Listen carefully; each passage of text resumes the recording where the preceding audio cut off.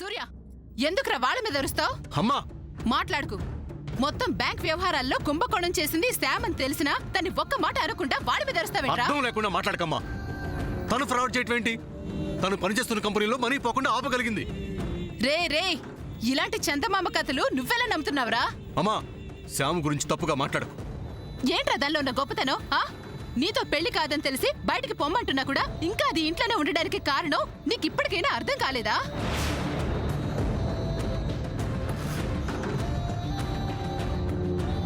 వీళ్ళ అమ్మ పోతూ పోతూ పరువు తీసుకుపోయింది. ఇది ఈ ఇంటి ఐశ్వర్యం మొత్తం దోచుకోవాలని చూస్తోందిరా, తెలివి తక్కువవాడా.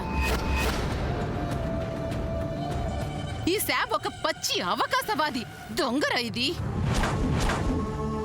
జయంతి అత్తయ్య గారు, మీరు కూడా దీని మాయలో పడ్డారండి. ఇది నిజంగానే దొంగ.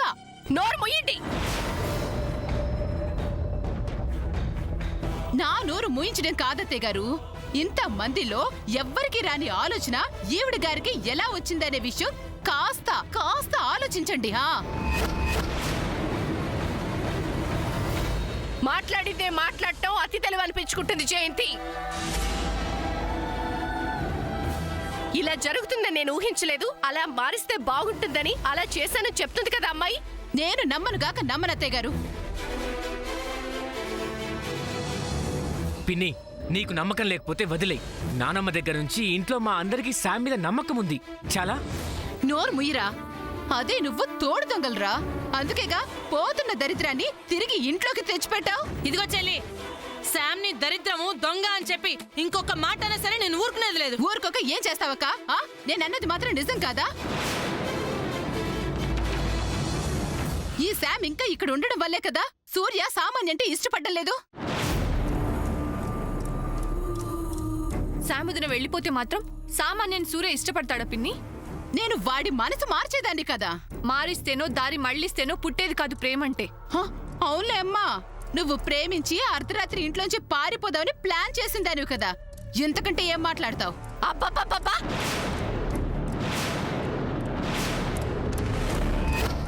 నేను భరించలేకపోతున్నాను ఇక. మీ నోటికి ఎవరికి తాళాలు పడవా ఇక్కడ? నోరు మూయండి అంతే. అసలు సమస్య ఒకటైతే ఎక్కడెక్కడికో వెళ్ళిపోతారెందుకు? ఏమిటిది? నానమ్మ, నువ్వు ఆవేశపడకు, నేను చూసుకుంటాను. పెద్దమ్మా, మన డబ్బు ఎక్కడికి పోదు. మొత్తం డబ్బు వెనక్కొచ్చేస్తుంది. అప్పటి వరకు కాస్త ప్రశాంతంగా ఉండండి. ప్లీజ్, మీరందరూ వెళ్ళి పడుకోండి. మీరెవ్వరూ ఫోన్స్ లిఫ్ట్ చేయొద్దు. ఒకవేళ లిఫ్ట్ చేస్తే నాతో మాట్లాడమని చెప్పండి. నానమ్మ, ఐఎమ్ సారీ. నేను కాస్త అలక్ష్యంగా ఉన్నాను. ఇక మీదట అలా జరగదని మాటిస్తున్నాను. సూర్య, నువ్వు ఎలా చేస్తావో ఏం చేస్తావో నాకు తెలీదు, కానీ ఈ సమస్యకు వెంటనే నాకు పరిష్కారం కావాలి.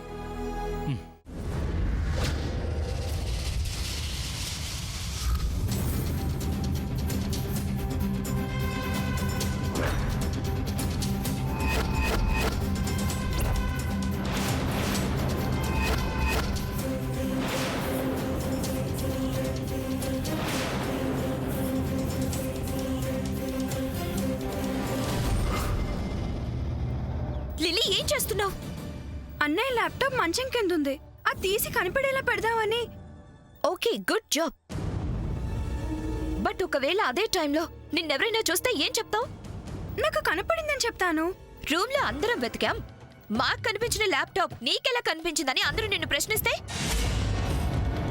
కమాన్ లిల్లీ, ఏం చెప్తావు? అది తర్వాత. ముందు ల్యాప్టాప్ అన్నయ్య కంటపడాలి. అప్పుడు కానీ ల్యాప్టాప్ తో అభి ఏం చేశాడనే తెలీదు. లిల్లీ, ఇది కరెక్ట్ కాదు. అలాగని వదిలేస్తే కోట్లలో డబ్బు పోతుంది సామాన్య. నాకు మాత్రం తెలీదా? ఆ డబ్బు ఏమైంది, తిరిగి మన హ్యాండ్ కి రావటం ఎలా అని మనం ప్లాన్ చేయాలి. అదిలా? అభి కాల్ చేస్తాడు కదా, అప్పుడు చెప్తాను వాడి పని. ఆలోచిస్తూ కూర్చుంటే మొత్తం మనీ చేదాటిపోతుంది. ఛ, అసలు అభి ఎలాంటి వాడో తెలియకుండా ఫ్రెండ్షిప్ చేయడం నాదే తప్పు. అసలు నువ్వు అవునన్నా కాదన్నా ఇదంతా నీ వల్లే జరిగింది. Lily, please don't be mischievous, okay? నేను చెప్పేది విను. నాకు చెప్పకుండా, నాకు తెలియకుండా ఎలాంటి స్టెప్ తీసుకోకు, అది ఇంకా డేంజర్. ఓకే?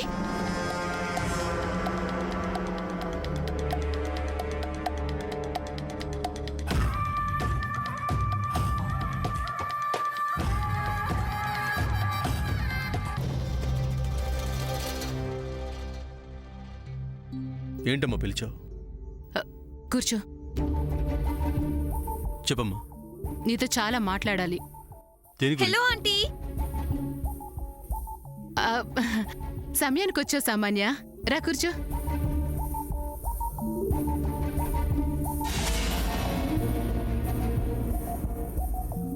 నీతో మాట్లాడాలనుకుంటుంది దీని గురించే. దేని గురించి? నువ్వు సామాన్యని పట్టించుకోవట్లేదు కదా, దాని గురించి. నాకు పనుందమ్మా. ఏంట్రా పని? ఆ శాంతో మాట్లాడాలి అంతేనా? ఇన్నాళ్ళు నేను ఇంట్లో లేనని నువ్వు చేస్తున్న పని అదే కదా? అమ్మ నేను తెలుసురా, నాకన్నీ తెలుసు. ఓ శాంతో చేతులు కలిపి సామాన్యని దూరంగా పెడుతున్నావు. నీతో మాట్లాడనని, నీ మొహం కూడా చూడనని నాకు మాటిచ్చి ఒట్టు కూడా వేసి ఆ శామ్ నన్ను మోసం చేసింది. అలాంటి దాంతో కలిసి నువ్వు కూడా నీ కన్న తల్లిని మోసం చేస్తున్నావు. లేదమ్మా, శ్యామ అసలు నాతో మాట్లాడలేదు. అబద్ధమాటి. ఇదంతా సమంత ప్లాన్. ఇద్దరు కలిసి నన్ను ఫూల్ని చేస్తున్నారు, అలాగే మిమ్మల్ని కూడా. Will you shut up?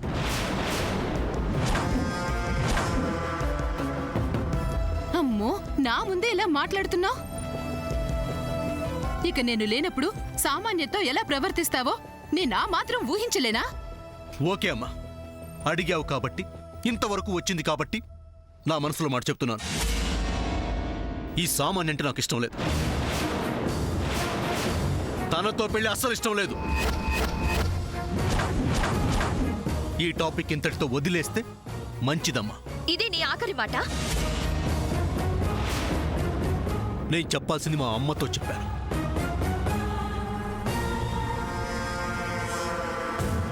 అయ్యో అమ్మ సామాన్య, అమ్మ సామాన్య. అర్థమైందిరా, బాగా అర్థమైంది.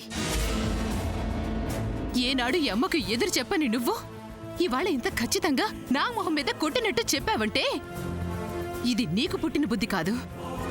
ఆ శామ్ నీ చేత ఇలా మాట్లాడిస్తోంది. అదేం కాదమ్మా, అనవసరంగా శ్యామ్ మీద నింద వేయొద్దు. ఇది నా వ్యక్తిగత నిర్ణయం. అంటే తల్లిగా నేను తీసుకున్న నిర్ణయానికి విలువ లేదంటావా? అమ్మా, ప్రస్తుతం ఇంట్లో అందరూ ఎలాంటి మానసిక పరిస్థితుల్లో ఉన్నావో కొంచెం ఆలోచించమ్మా. అవతల బ్యాంకులో మన క్యాష్ అంతా ఎటు ట్రాన్స్ఫర్ అయిందో, ఆ డబ్బంతా ఏమైందో తెలియక తల పట్టుకొని కూర్చున్నాం. ఈ సమయంలో ఇలాంటి చర్చ అవసరమా? ఆ సమస్యలోంచి బయటపడాలనే నా ఈ కంఠశోషంతా. పోయిన డబ్బు తిరిగి వస్తుందని నమ్మకం లేదు. ఆ డబ్బు తిరిగి రాకపోగా అంతా నీ వల్లే జరిగిందని, నువ్వే ఏదో చేశావని అందరి చేత మాట పడాల్సి వస్తుంది. అంతేకాదు, నువ్వే దొంగవని నీ మీద లేనిపోని నిందలు వేస్తారా ఈ విశ్వాసం లేని మనుషులు.